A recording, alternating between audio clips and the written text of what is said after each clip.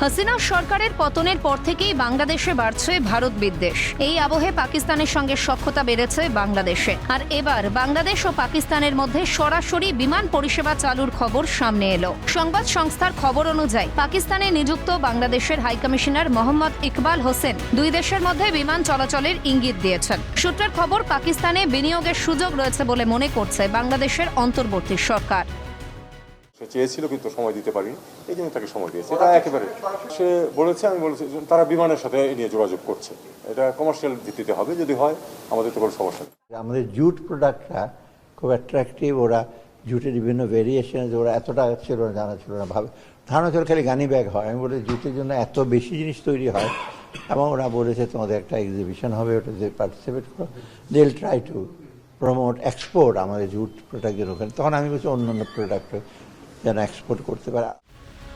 প্রসঙ্গত, দিন কয়েক আগেই বাংলাদেশ সফরে এসেছিল আইএসআই এর এক প্রতিনিধি দল। 1971 সালের পর এই প্রথম আইএসআই এর প্রতিনিধি দলকে বাংলাদেশে পাঠিয়েছে পাকিস্তান। প্রতিরক্ষা বিশেষজ্ঞদের মতে, আওয়ামী লীগ সরকারের পতনের পরে সামরিক ক্ষেত্রে বাংলাদেশ আবার পাকিস্তানের সঙ্গে যোগসূত্র বাড়ানোর চেষ্টা করছে। তবে কি বিমানের পাশাপাশি জঙ্গি যোগ মজবুত করতে চাইছে দুই দেশ?